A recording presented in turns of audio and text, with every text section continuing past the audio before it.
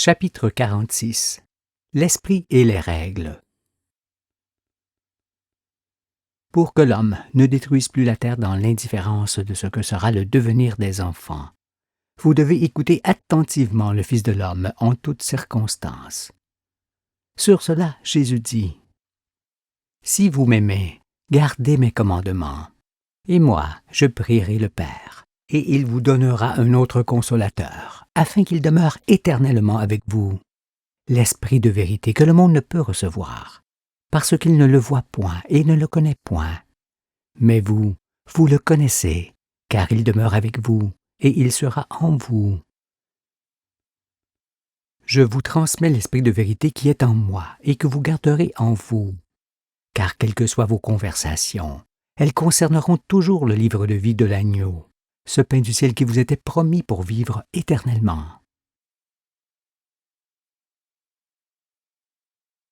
Notre progression dans le réel s'est effectuée comme celle des marins qui, après avoir longtemps navigué à l'estime, s'orientent désormais avec la boussole et peuvent même connaître leur position exacte sur l'étendue des eaux. Pareillement, nous pouvons aujourd'hui situer notre famille solaire sur la grande spirale du chemin de la vie. Après avoir ainsi progressé dans la connaissance, il ne vous est plus permis de revenir en arrière désormais, car le monde est comparable à un navire s'en allant irréversiblement vers une destination qui n'est plus inconnue. Mais dans ce monde règne encore la confusion et la détresse, parce qu'il y a presque autant de pilotes qu'il y a de chefs de nation. Peut-on concevoir un navire avec des multitudes de gouvernails dirigés en tous sens? Où pourrait-il aller si ce n'est sur les écueils? Tel est ce monde cependant, que les chefs de nation veulent diriger chacun à leur manière, un monde sans but et désorienté, soumis à tous les dangers.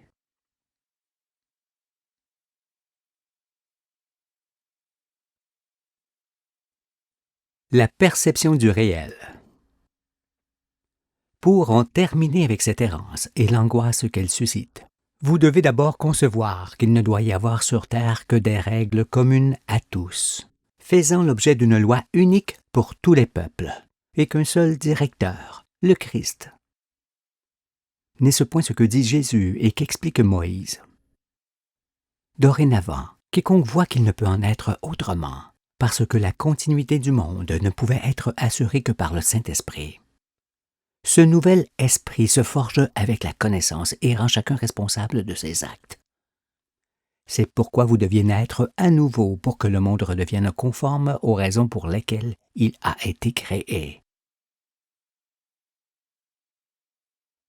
L'intelligence d'un être, c'est son habileté, son savoir-faire qui découle de la compréhension de ce qui l'entoure et de ses capacités à agir. Mais si son esprit est rempli de formes d'intelligence ayant un caractère destructeur, comme l'est celui de l'incirconcis, il ne peut que détruire les œuvres de Dieu et non les préserver. Et c'est cela même qui perd le monde dans lequel règnent ceux qui ne sont pas saints d'esprit, car toute la terre est dévastée et en péril à cause d'eux. L'esprit, qui émane de soi, est comme une grande lumière formée par une multitude de petites lumières groupées, car il est la somme d'intelligence de chacune des cellules qui composent la personne. Et c'est cet esprit qui permet d'embraser tout l'univers. Tandis que l'intelligence, qui n'est autre que le discernement de choses contraires, comme le oui et le non, ordonne seulement les gestes en fonction de ce qui doit être fait. L'esprit donc, qui est la pensée et la conscience, dote l'homme de la parole. Mais seul l'esprit distingue l'homme de l'animal et non l'intelligence, car nous savons que toute créature subsiste par son intelligence. Cette dernière, qui se développe par les expériences acquises, suffit donc pour vivre. Jusqu'à présent, l'homme vivait avec son intelligence, mais n'utilisait pas son esprit pour connaître l'univers et la place qu'il occupe en son sein. Il ne pouvait ainsi que se perdre et condamner sa postérité. La compréhension, qui découle d'une bonne perception du réel, ne concerne donc pas l'intelligence, mais la sainteté de la personne. Il en est ainsi parce que l'intelligence, qui est propre à tout organisme vivant, permet seulement de pourvoir à sa subsistance et de faire face à l'adversité. C'est ce que font les animaux de toutes les espèces, ainsi que les hommes de toutes les nations. Et l'humanité a vécu de la sorte jusqu'à ce jour, c'est-à-dire d'une manière animale. Mais l'heure est venue pour l'homme de s'élever par l'esprit afin de sortir de ses insuffisances et d'entrer dans le monde spirituel des anges. Sinon, il disparaîtra à jamais. C'est pourquoi je vous conduis dans toute la vérité. Nous savons également que le toucher, le goût, l'ouïe, l'odorat, la vue et autres sensations permettent à l'organisme de percevoir les choses extérieures. On ressent de la sorte le réel avec tout le corps, et le cerveau, lui, coordonne les comportements en conséquence. Si on ne peut rien changer à ce que l'on est, on peut néanmoins se circoncire pour aiguiser ses facultés d'observation et de déduction desquelles jaillit la lumière. Je dis que celui qui chasse ses mauvaises pensées se dote d'une nouvelle conscience qui lui permettra de comprendre les choses célestes et terrestres, car il pourra sonder les profondeurs de Dieu et saisir les valeurs de l'existence. J'ai expliqué que le souffle de vie descend d'en haut sur l'âme de chacun, et que l'esprit qui en résulte se fait en fonction de tout ce que l'on a vécu depuis la naissance. Si donc ce que l'on a acquis depuis l'enfance est conforme aux règles que Dieu a placées en l'homme en le créant, cela est bon. Et l'esprit émanant de l'âme est un bon esprit, conforme à la nature. Mais si ce que l'on a appris et vécu n'est pas conforme aux règles de l'existence écrites dans la chair, l'esprit qui remonte de l'âme est mauvais, comme cela a été montré. Il s'avère ainsi que c'est le vécu qui détermine le bon et le mauvais esprit d'une personne. Toutefois, qu'il soit bon ou mauvais, l'esprit ne touche pas à l'intelligence qui est plutôt héréditaire.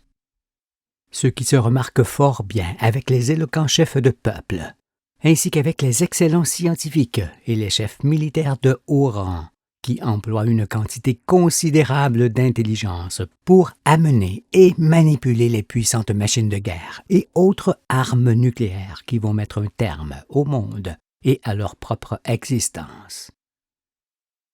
Voyez ainsi, à travers leurs facultés, que l'intelligence d'un homme ne rend pas forcément cet homme sain d'esprit.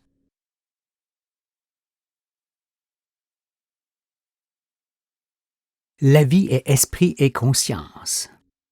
Dans cela, le langage est l'expression de l'esprit d'un peuple et du pays qui donna naissance à ce peuple. Le langage, c'est la parole. La parole, c'est l'esprit. Et l'esprit crée le monde. Dieu est esprit. Et la parole de Dieu se fait entendre partout dans l'univers. C'est pourquoi connaître Dieu, ses œuvres et ses desseins est suffisant pour la conscience, car on doit se limiter dans la compréhension. Par exemple, serait-il utile de savoir de quelle manière les atomes s'associent et réagissent entre eux pour former un fruit? Non, ce n'est pas nécessaire et n'en soyez point préoccupés.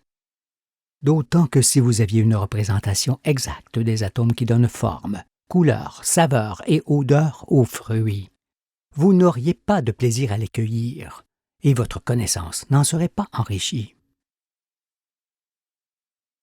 Quand on est créature, il faut se contenter d'être appelé sur la terre et de comprendre ce que l'on y trouve pour jouir de l'existence. Il ne faut pas vouloir tout changer, sinon on y laisse son âme, pour avoir voulu, avec Dieu, rivaliser. L'homme n'est pas créateur, il est créé. Il n'est point bâtisseur, il est bâti. Car l'homme ne se fait pas, il est fait. Il ne s'est point fait venir sur terre, il a été appelé. Faites donc preuve d'humilité dans vos propos et ne touchez plus à rien, car vous êtes de passage dans un monde qui doit demeurer et que vous n'avez point créé.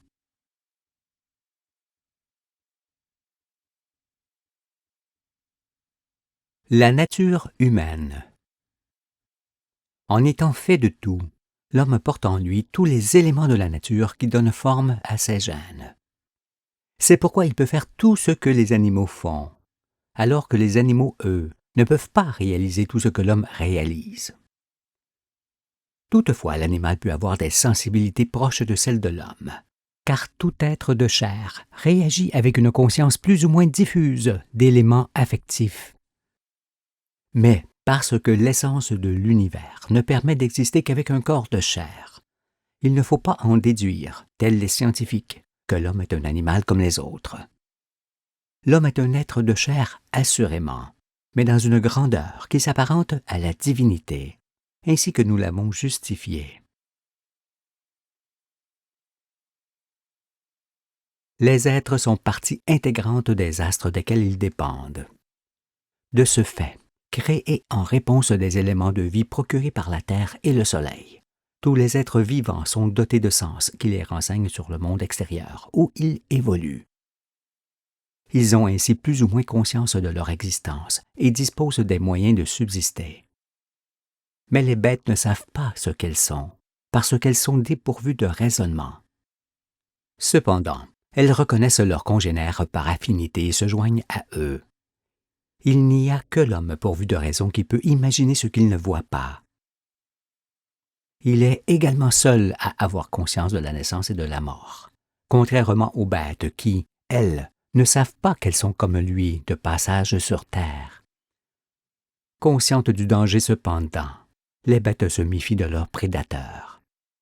Mais lorsqu'une d'entre elles est attrapée, elle ignore qu'elle périt, parce qu'elle ne sait pas ce qu'est la mort.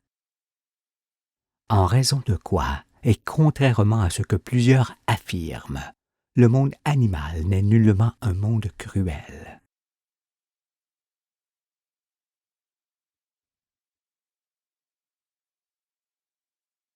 Règles et liberté des êtres. Pour connaître la grandeur humaine, il faut constamment avoir à l'esprit que dans l'espace illimité se trouvent des galaxies sans nombre, qui se renouvellent perpétuellement, et qu'elles sont constituées de familles stellaires dont le but est de faire vivre un monde ayant toujours l'homme à son sommet. Car, de la sorte, on voit que la matière et l'esprit sont ensemble le corps et l'esprit de Dieu avec lesquels les végétaux, puis les animaux, puis les hommes existent sur la terre. On comprend ainsi qu'on est le tout, et non partie du tout comme le sont les espèces, et que les règles d'existence des bêtes sont aussi celles de l'homme qui les contient toutes en lui. Car il n'y a pas plusieurs sortes de vie dans l'univers, mais une seule vie commune à tous. Parce que la vie est la même pour tous les êtres, les règles de vie d'une espèce sont forcément contenues dans tous les individus qui lui appartiennent. Il ne saurait donc y avoir des règles de vie particulières et extérieures à un individu ou à un groupe d'individus isolés de leurs semblables. Il en va de même pour l'homme et la femme qui ne portent pas en eux des règles particulières et individuelles, mais celles de l'humanité. L'homme doit alors abandonner toutes sortes de constitutions et de lois établies par ceux qui règnent dans les nations. Car ces lois extérieures et étrangères à son existence le mettent en conflit avec lui-même et ses semblables. Elles le désorientent et l'obligent à tout saccager jusqu'à ce que vienne la fin. Mais quels que soient les êtres, leurs règles d'existence sont innées, parce qu'en les créant, Dieu leur a aussi donné les moyens de subsister. Par exemple, on sait que les fourmis portent naturellement en elles les règles de vie de la fourmilière entière. Elles n'ont, pour cela, nullement besoin d'être commandées par d'autres. Mêmement, les souris portent dans chacune de leurs cellules les règles de vie de leur multitude. Les lions ont pareillement en eux les règles de vie de lion, et les bêtes à cornes, celles qui leur sont propres. Les poissons ont des aptitudes et des dispositions appartenant à leur genre. Les oiseaux ont également les leurs, qui consistent à trouver leur nourriture, à bâtir leur nid, pondre leurs œufs les couver et élever leurs petits jusqu'à ce qu'ils prennent leur envol et perpétuent leur espèce. Toutes ces choses vous sont parfaitement connues. Pourtant, vous ignorez toujours que les hommes ont pareillement dans leur chair les règles de vie de l'humanité. Comment verriez-vous alors que ces règles sont toutes effacées par les lois de ceux qui les gouvernent? Cette incompréhension n'est-elle point une énigme, un mystère pour un être doué de raison? Pourquoi donc l'homme perçoit-il aisément les règles de vie des plantes et des bêtes, ainsi que l'indispensable liberté originelle dans laquelle elles peuvent être pratiquées, et ne perçoit pas les siennes et ce qu'est cette même liberté? Cela vient de la vanité dont seuls les hommes sont pourvus. En effet, c'est en voyant qu'il est la créature pensante, la plus grande et la plus intelligente de toutes, jusqu'au point de produire des armes nucléaires pouvant dévaster le monde entier en un instant, qu'il crut depuis toujours pouvoir établir sans dommage ses propres règles. Et il se fit des lois qui sont forcément contre nature, comme on le voit. Cette attitude est une confusion, provenant à la fois de son intelligence et de son rejet de Dieu. Bien qu'il sache qu'il est une créature pensée, l'homme s'efforce par tous les moyens de croire qu'il est le fruit du hasard, pouvant alors tout se permettre, jusqu'à changer la nature et condamner sciemment les générations à venir. Il agit ainsi pour ne pas se sentir sous un jugement, car il est certain que le hasard ne peut juger personne. Grande est sa vanité, épaisses sont ses ténèbres, et terrible va être son châtiment. Toutes les créatures de la terre sont libres comme l'air, sauf les hommes qui s'imposent des règles étrangères à leur existence. Pour entendre ce que je dis, pensez que si vous étiez, avec votre conjoint et vos enfants, l'unique famille humaine de la terre, tout ce que vous feriez serait dicté par vos besoins et le bon sens. Il en serait ainsi, parce que vous ne pourriez pratiquer que vos règles internes qui consistent à vivre dans la liberté originelle. Tâchez alors de comprendre qu'il n'y a pas des sortes de liberté, mais seulement la liberté originelle. Ou bien on est libre de faire tout ce que l'on veut, ou bien on ne l'est pas.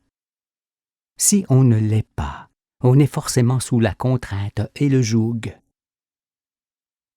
Or, en ayant un veau d'or pour Dieu, et en obéissant à des boucs qui vous imposent des lois opposées à tout ce qui fait que vous êtes homme, vous êtes esclave.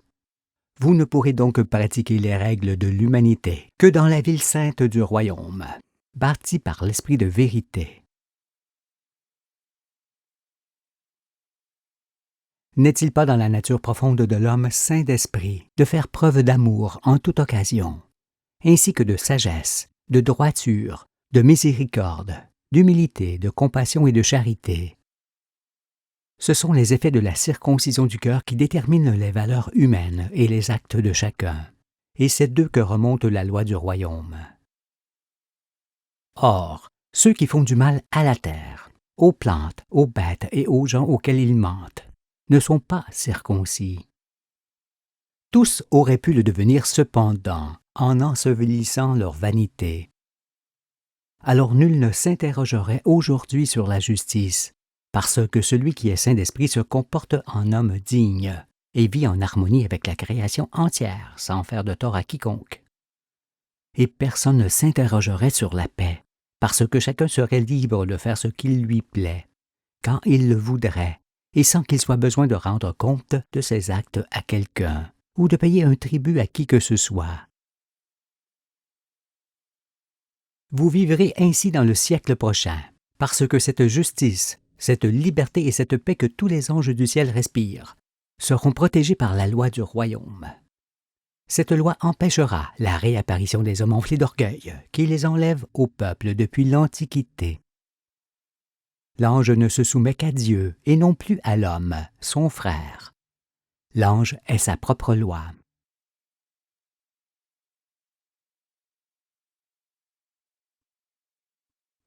Les facteurs du dérèglement. L'habileté se développe par observation et expérience. Mais elle peut être anéantie par le mensonge et la perte de la liberté qui force l'homme à faire ce qui ne lui convient pas. Et c'est ce qui s'est produit dans plusieurs peuples à cause de ceux qui régnèrent. On voit en effet qu'il ne reste plus que quelques hommes qui savent s'y prendre pour cultiver la terre et produire ce dont ils ont besoin. Le savoir-faire s'en est allé, parce que sous les incessantes pressions du mensonge, de la subordination et des représailles, le bon sens s'est envolé. C'est alors le désastre dans beaucoup de pays qui pousse leurs habitants à s'en aller. Mais, bien que semblables, les hommes sont différents pour les raisons que nous avons évoquées, et notamment pour pouvoir vivre sous toutes les latitudes. Par conséquent, ils ne doivent nullement abandonner leur famille, leur peuple et leur pays pour aller s'établir définitivement ailleurs, d'autant que cela ne les couvre pas de dignité. S'ils le font, ils sont obligés de perdre les qualités de leur race dans les pays étrangers qui ne peuvent leur offrir ce dont ils ont besoin. Ce que l'on dit est fort bien illustré par les conquérants, ces hommes petits et lâches qui dérobèrent autrefois par la violence les pays d'autrui, qu'ils colonisent et défigurent sans en mesurer les conséquences. La sagesse ne faisant nullement partie de leur valeur, le site, la plante, la bête et la personne aborigène disparaissent partout où ils s'installent. Et ils se plaisent à détruire pour montrer une sorte de suprématie sur le monde. Tombés dans l'abrutissement, leur folie ne peut leur apparaître, car il n'est pas donné aux fous de savoir qu'ils sont fous. Toute la terre souffre de leur infamie, mais le terme de ces douleurs est arrivé, comme en Noé. La loi de Moïse les juge, et leur châtiment sera à la mesure de ce qu'ils ont fait. Pratiquer les lois humaines, ou bien abandonner son peuple et son pays pour aller s'établir dans un pays étranger, ou encore sortir de la nature pour s'entasser dans les villes, sont les principaux facteurs du dérèglement de l'homme et de la prolifération outrancière de l'humanité. Durant les ténèbres, seule la liberté originelle aurait pu maintenir l'homme intègre et dans des nombres justes. Mais, en ne voulant point écouter les prophètes, ni pratiquer la loi de Moïse, les hommes suivirent Caïn et ses fils qui les firent sortir de la nature pour s'entasser comme des sauterelles dans les villes, où plus rien ne leur apparaît, pas même les étoiles.